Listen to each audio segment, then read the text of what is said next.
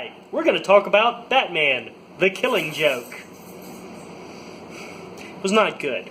Okay, first and foremost, Batman, the Killing Joke, the original graphic novel, is basically a Joker origin story. It's non-canon, it's a one-off, it's one of those comics that doesn't really count in the continuity of comics, if you know what that is. If you don't know, all you need to know is it's just a one-off story. It doesn't have any bearing on the actual universe of the DC universe, but it's a cool story. It's an awesome story. I highly recommend you go pick it up.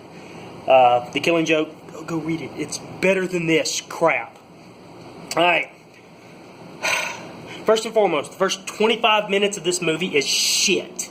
It is literally the worst. It has nothing to do with anything. Like I said, Batman the Killing Joke is a Joker origin story. And it's basically a tense psychological thing of the Joker trying to drive Commissioner Gordon crazy on the thing of all it takes is one bad day to make a normal man go crazy. And he does that by paralyzing Barbara Gordon, Babs, Batgirl, and then doing some awful things to her, taking pictures and showing him the pictures, and basically just, being completely and totally crazy and psycho, because it's the Joker. That's what he freaking does. But at the same time, it delves into why he's the Joker, what happened to him, how he became the Joker, and it tries to humanize him in a way as well, and almost makes him a sympathetic character. I say almost because there's a line in the graphic novel, and it's also in this movie too, that the Joker says basically about his past. Sometimes he remembers it one way, sometimes he remembers it another way. If he wants to have a past, he'd prefer it to be multiple choice. So it definitely throws a "did this really happen?" on the flashbacks that they show in the comic and in this movie. But that's basically what it's about. And basically Batman towing that line of insanity, with the Joker.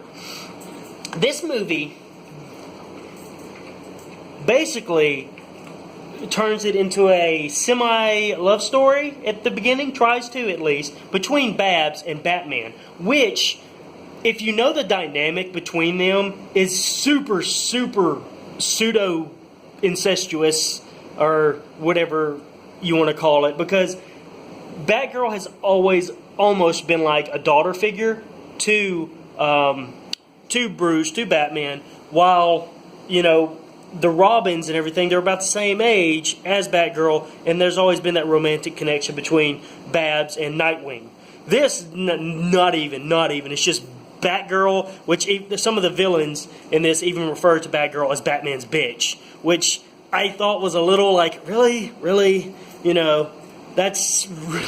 That's not doing the character any justice, because Batgirl is actually a really good character, and if you're gonna give her a movie, give her her own fucking movie, and not this little, she's pining after Batman, they end up sleeping together. Yeah, that fucking happens. They sleep together, and then Batgirl basically pines for Batman and wants everything just to go back to normal, then gives it up, and she's no longer Batgirl and goes off on her own little thing. That's literally the first 25 minutes of this movie. They're going after some sort of weird mobster named Paris Franz. Yeah, Paris Franz. I don't remember that character in the graphic novel. I doubt he was in there because, well, to be perfectly honest, that's a stupid. Granted, it's been a while since I've read it, but that's stupid. So yeah, if you're gonna watch this, and I don't recommend you watch it, because it's average on best, and that's only because the second half of this movie tries to go with that Joker origin and everything, and it pulls it up to a C movie, a C+ movie. That's it. But the first 25 minutes of it bring it down to an F easy. It's just horribly done. It's awful. It doesn't need to be there. We don't have to have a reason. Like, even if you're new into the thing, just having the Joker do this to another character just to make him try to drive her father insane is enough for you to care. You don't have to turn Babs into this weird thing that they did. I don't know. I'm rambling. I'm angry.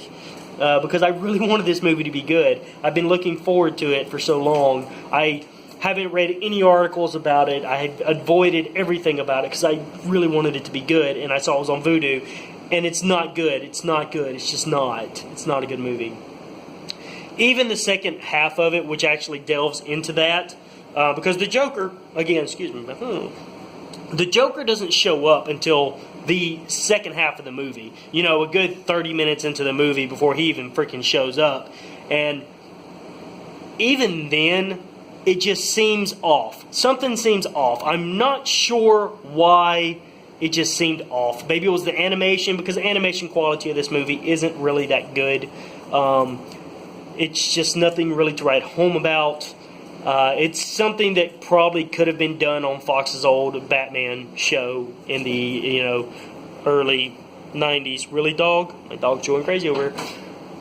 But it's just frustrating because it could have been so much. And even the flashbacks where they're talking about the Joker and his wife and everything, you get no emotional impact. And it's really odd because in the comic, I remember that. I really do. I remember that heartache that was there for the Joker.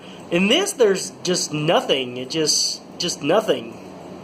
It's very odd. And they do try to recreate some iconic scenes from the comic. Like, they really try. But it's done in this weird art style that's different from the rest of the book, or the rest of the movie. It's very jarring, very, I don't know, it just brings you out of it. And then the whole trying to torture Jim Gordon, which, I thought they were going to try to go a little edgier in this, which I guess screw that. It just didn't really seem like much of a torture thing. They showed pictures of what the Joker did to Barb. And, he's going through here a little carnival ride naked with midgets and everything tormenting him. But it wasn't even really torture. It was just out there and just kind of weird. And it just, I don't know. It's a C movie. It's a C movie, maybe a C+ movie if I give it some love, just because it's based on one of my all-time favorite freaking Batman books. But, like I said, if you're going to watch this movie, ignore the first 23, 25 minutes. Just don't even watch it. It has no bearing of the entire movie whatsoever. None. Just ignore it. And then you'll get the actual Killing Joke story afterwards, which is fine, but it's just seemed like a bit of a missed opportunity. All the voice actors did pretty well. Mark Hamill's the Joker, and the other guy's Batman. This guy who did the Batman voice in every fucking Batman thing. I cannot believe I forgot his name right now. I am not a true nerd. But some of the things just seemed odd and off. But yeah, that's my thing. Final score, it's a C. It's a C. It's average. It'll pass the time if you ignore the first 25 minutes of the movie, because the rest of it's the first. Just give us a good Batgirl movie, okay? Animated or not, a decent Batgirl movie, please, please, please. Doesn't have to be, Batgirl and, a Nightwing. If that's what you want to do, because I get that's what you're going to do, so just keep that separate from what you were trying to do here. This could have been an amazing movie. An amazing adaptation of a wonderful comic book that delves into the whole psychological thing of insanity on if the Joker's insane, is Batman insane? But no, you didn't. You turned it into this weird, half-hearted, trite look at Batgirl. She just, I don't know.